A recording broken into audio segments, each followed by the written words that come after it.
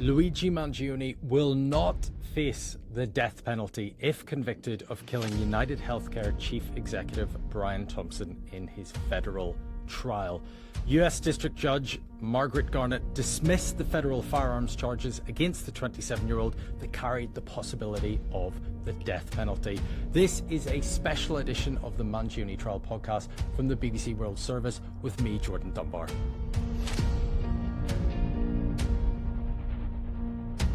Joining us from New York is BBC correspondent Neda Tawfik.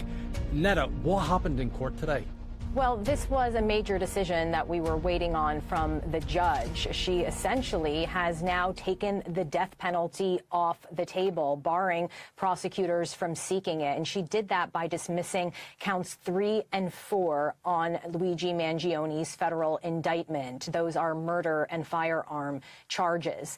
And remember, Luigi Mangione's defense team had said that they felt seeking the death penalty had been a political decision, but in court, they made a very technical argument. They said that the counts eligible for the death penalty didn't meet the necessary legal obligations, that they weren't considered crimes of violence.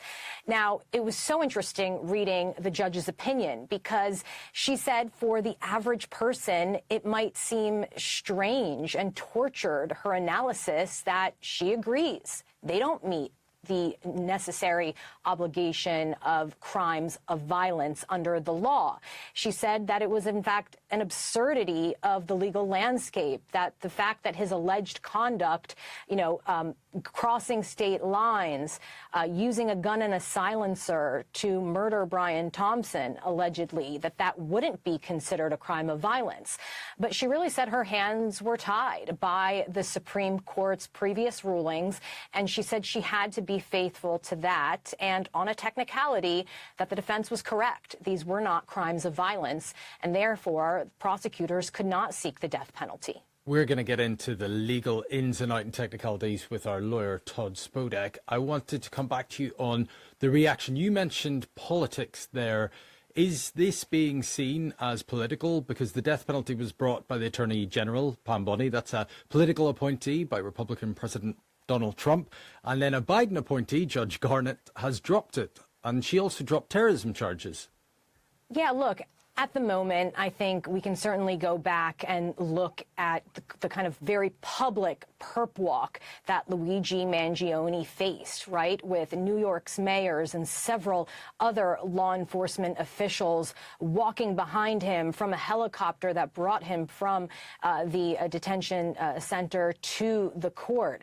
And with the statements made by the Attorney General Pam Bondi and also President Donald Trump, I mean, many people suggested that this was a clearly political, and there was a real, a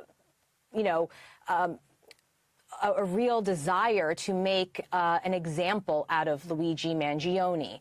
Now, I think that is separate from how this judge's opinion is being viewed. At the moment, if you read through it, it is a pretty technical opinion. And so there hasn't been any kind of suggestion that it is politically motivated. Now, there's no indication yet from prosecutors as to whether or not they will actually appeal this decision. I think that's going to take a bit of time for prosecutors to go through and to see if they have a valid argument for higher courts to consider to move against the judge. And we haven't had a reaction yet from the Trump administration, but that could come. And I think that will give us a real sense of how much they want to fight this point. This has been a long battle. Obviously, the decisions come today. So to some people just joining us, this might seem quite quick, but this has been going on, defence and prosecution, for a long time, hasn't it, arguing about whether to keep the death penalty or to get rid of it. Have the defence said, this is a clear win if they come out and declared? Yeah, today there was yet another hearing in the federal case. It happened at around 11 a.m. Luigi Mangione was brought in his tan prison uniform, as he has done numerous times, because, as you say, from his arrest in December of 2024, we're over, the point now where there have been years of these different hearings to get everything squared away before trial. Now, we had his defense team led by Karen Agnifilo speak after that hearing. They said that they were just very relieved, that Luigi Mangione was very relieved when he heard that the death penalty was taken off the table. Good morning, good afternoon, everyone. Just wanted to thank the court for this incredible decision.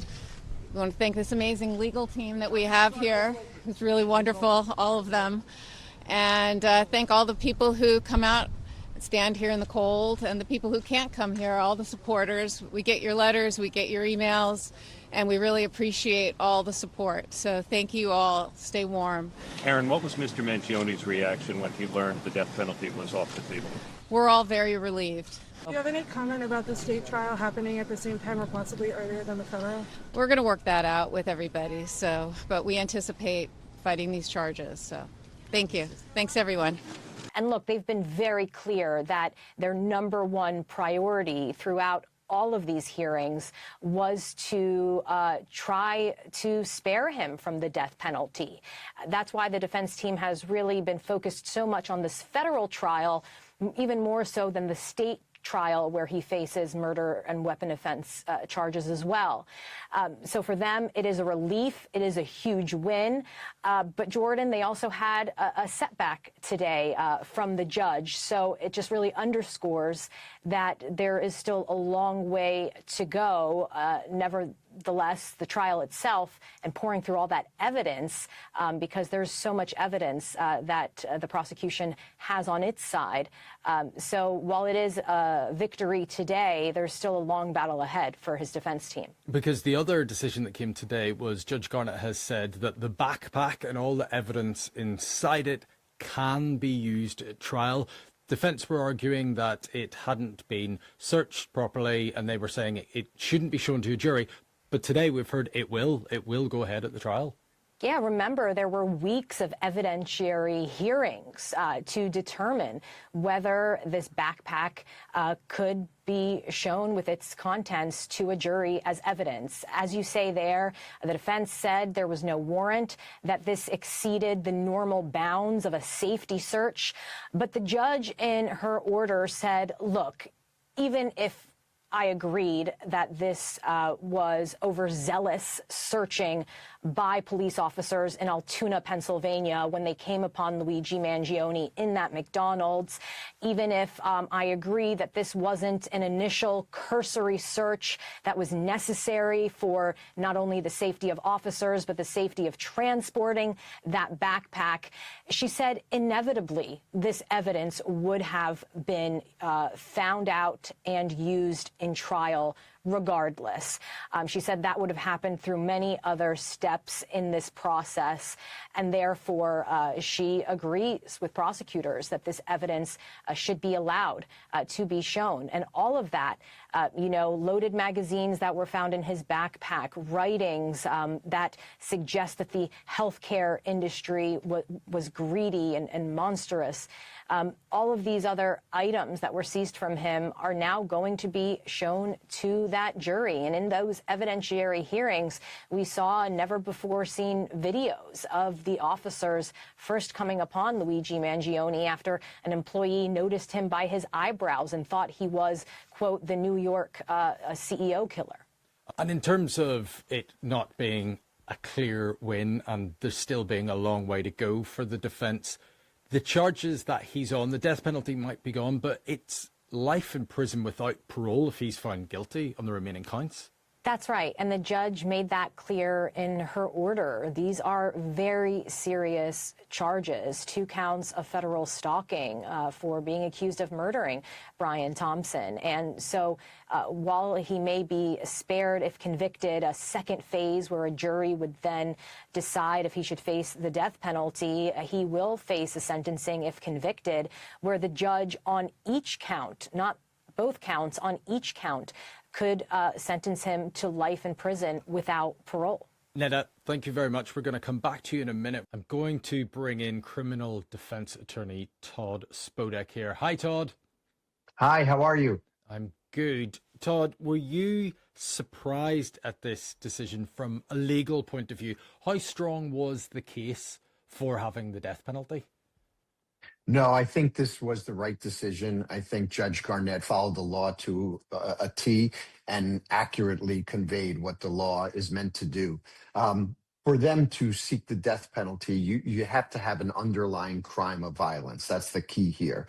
And if you just think about stalking in the most general way, if you're stalking someone, you could be acting recklessly, and certainly you could be acting in a way where there's no risk of physical harm, right? You could be stalking someone and they have no idea that they're being stalked. So looking at this from the letter of the law, there is just no way to piggyback that stalking to a crime of violence, which would make the case death penalty eligible. So I think the judge did do the right thing here. Right, and this is the slightly confusing thing, because most people, including me, would assume the death penalty comes with the crime of murder. That's what it's attached to. But that wasn't the case here, and that's why this decision's happened. That's correct, exactly. The death penalty really is used in very limited circumstances. It's the most egregious conduct possible. And obviously murder is terrible across the board, but the law only allows the federal death penalty to be in certain types of cases. Think of terrorism, think of felony murder with robbery and other brutal acts happening at the same time. So in layman's terms, in non-legal speak, explain why these stalking charges don't meet that limit. So at the end of the day, federal stalking statutes don't require intentional violent force. Someone can act recklessly, meaning not intend to do something and sort of take the chance that they're stalking, and they could do it without ever committing any sort of physical violence. So it doesn't meet the predicate requirement under the law. The law requires a crime of violence, and stalking is not a crime of violence. Shooting someone could be a crime of violence, but it can't be connected just to the murder. It has to be connected to another crime of violence. And that all that does here is take away the death penalty. It doesn't solve the case. It doesn't prevent them from going forward with the other charges or how they do it. It just takes away that one component. And the Republican administration obviously is seeking death penalty in these types of cases. And that's a common thing in the United States. Well, I mean, lots of people saying, oh, this is a win for the defense. And certainly from what we were talking before, having the death penalty hanging over your client, it uses up time and effort. I mean, you've got 3 trials here because you concentrate so much on that. Yeah. So just imagine working with a client and a client's family and trying to be productive and efficient in your trial preparation. If you have a situation where someone is facing the death penalty, their ability to work with you can be somewhat impacted. So that is a win, first and foremost. And certainly it's a win for the defense. They did a great brief. I know some of the lawyers connected to the case, and they did a phenomenal job. And the law is the law. The stalking does not meet that requisite, needed elements, and they can't proceed with the death penalty. So it certainly makes it easier for the defense. It makes it easier for them to work with Luigi. And also it's good to have that positive sort of energy in a case like this, to have even a small win or something that is inconsequential in the scheme of things is still positive and helps that process. I mean, one very important decision that also came out today that didn't go the defense's way was about the backpack and the items in the backpack being allowed to be used in evidence. I'm just going to read what Judge Garnett said to remind us what was in the backpack. Yeah, absolutely. So Judge Garnett wrote, At the police station, the same officer conducted a more thorough search of the backpack, recovering, among other things, a handgun, a silencer, a red notebook with writing inside, additional written materials, an iPhone, and various electronic storage devices. Now, the defence did not want that to be shown to a jury and used in evidence, because these are key parts of the prosecution's case, aren't they? Absolutely. So, this is a really problematic decision for the defense. They were trying to do anything possible to prevent that evidence from coming in. And we call that to suppress that evidence as it was obtained illegally.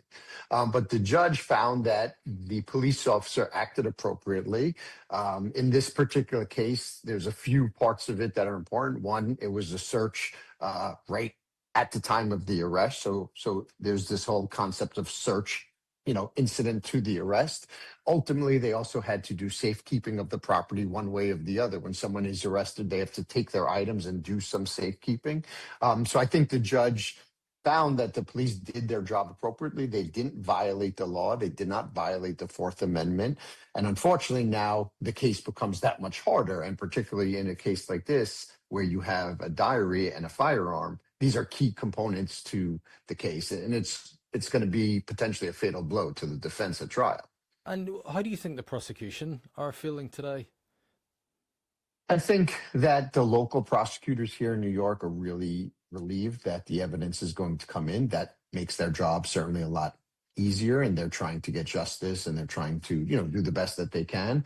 From the death penalty point of view, I think that that's more of a political decision. That's more with the Department of Justice in Washington, D.C.